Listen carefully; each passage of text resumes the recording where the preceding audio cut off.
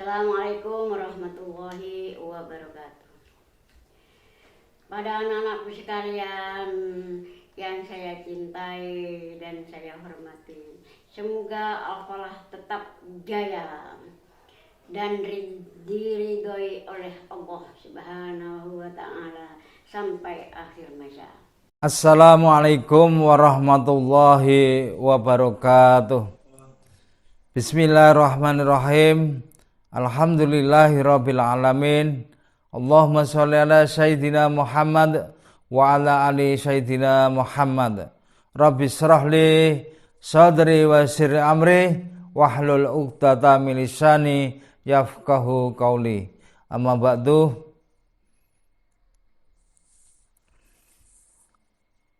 Dumateng para jamaah, kami menyampaikan marhaban ya Ramadan. Salah satu ruh ajaran Islam adalah nilai rahmat atau kasih sayang bagi para pemeluknya. Dalam setiap detail syariat yang diajarkan oleh Islam pasti tidak lepas dari nilai luhur tersebut. Saat berpuasa, kita juga merasakan nilai rahmat itu. Ada banyak sekali, diantaranya adalah dalam anjuran makan sahur. Kalau berbicara hebat-hebatan, pasti kita akan menilai bahwa orang yang tidak sahur dan kuat berpuasa sampai maghriblah yang seharusnya lebih mendapat apresiasi. Karena telah berhasil melewati seharian penuh menahan lapar dan dahaga tanpa bekal makan sahur. Namun Islam tidak demikian. Justru mereka yang sahurlah yang lebih layak diacungi jempol. Artinya lebih hebat orang yang berpuasa dengan sahur daripada yang tidak. Dalam satu hadis Rasulullah Shallallahu Alaihi Wasallam bersabda yang diriwayatkan dari Anas radhiyallahu an, Rasulullah Shallallahu Alaihi Wasallam bersabda, sahurlah kalian karena sesungguhnya dalam sahur itu mengandung keberkahan. Hadis riwayat Syaikhaini. Dalam hadis lain, sahur lebih dianjurkan untuk dilakukan di penghujung malam menjelang imsak.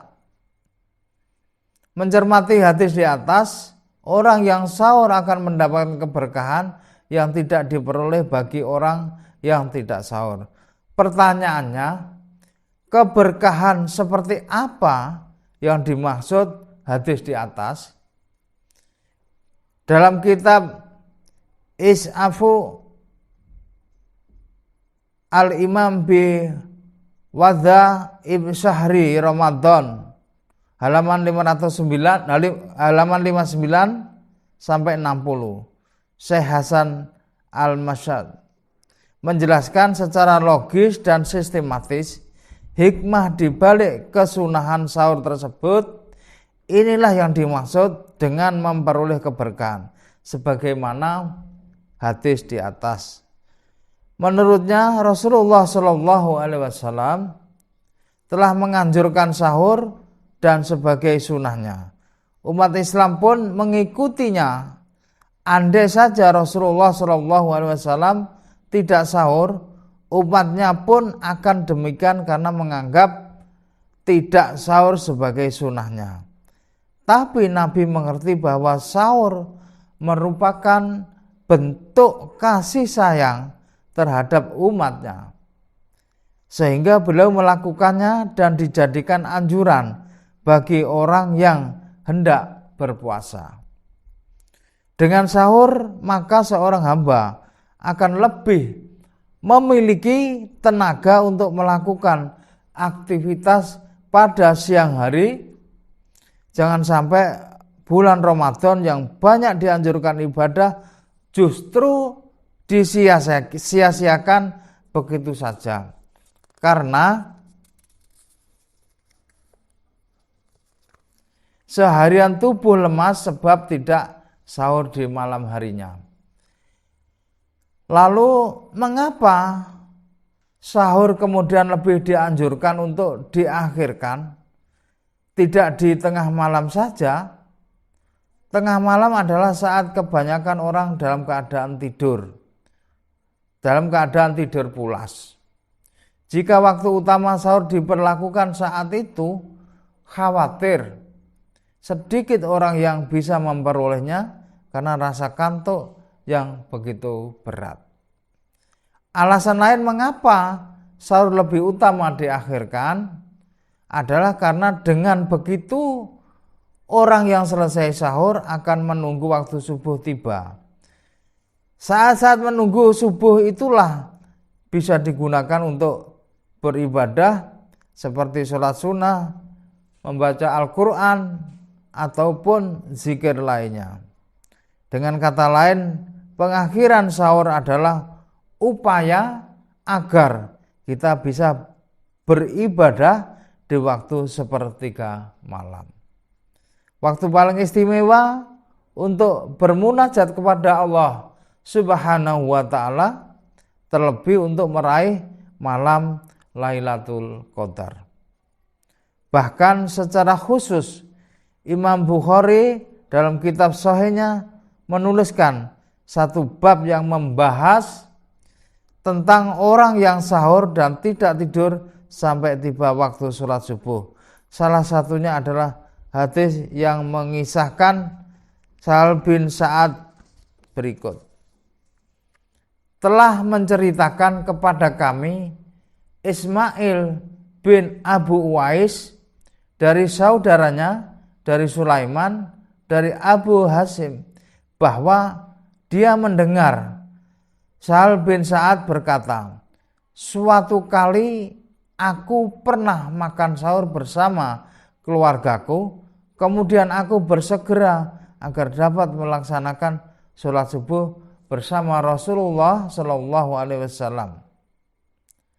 Alasan lain mengapa orang yang sahur akan memperoleh keberkahan adalah makanan sahur tidak akan dihisab oleh Allah Subhanahu wa ta'ala.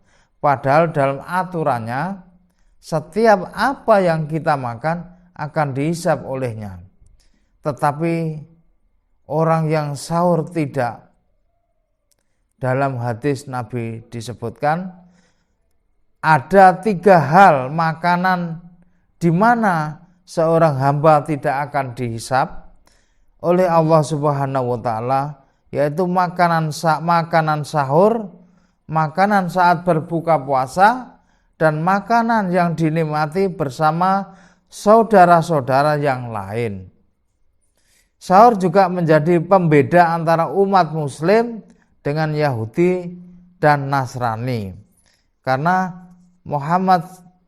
Nabi Muhammad SAW bersabda, yang membedakan antara puasa kita dan puasa ahli kitab adalah makan sahur.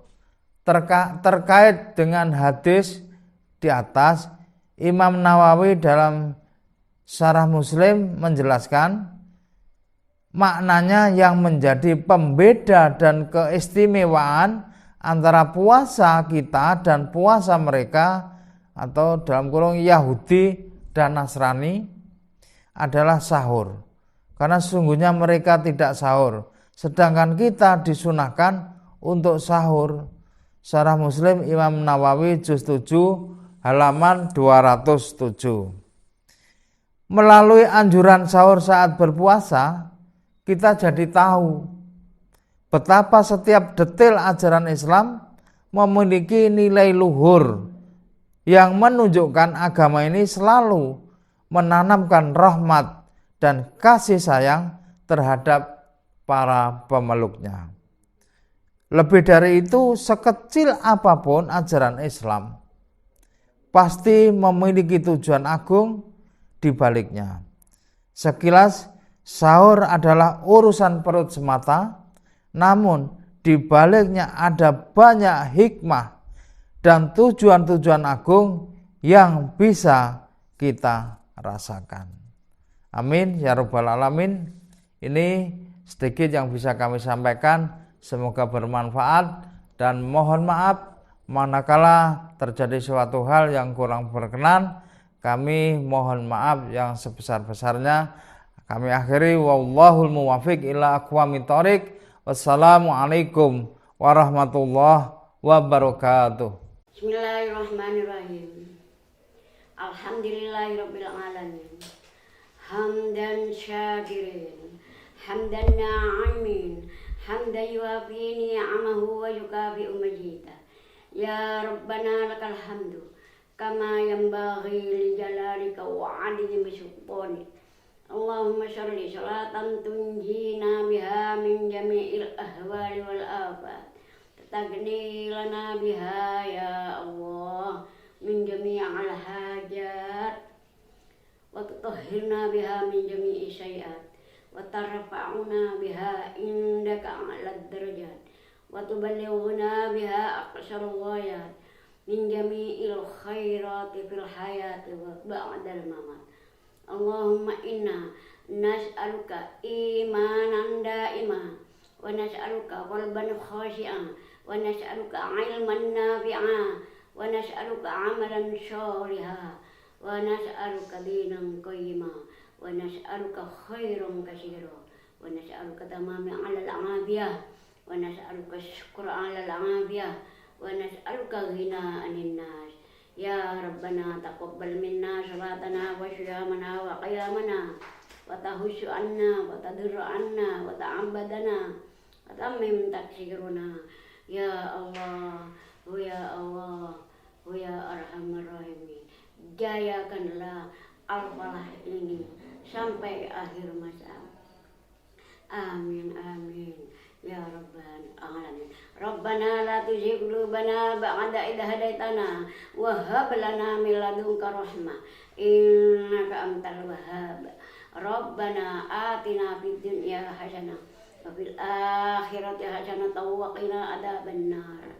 Wa sallallahu ala sayyidina Muhammadin wa ala alihi wa sahbihi wa sallam. Walhamdulillahi rabbil alamin.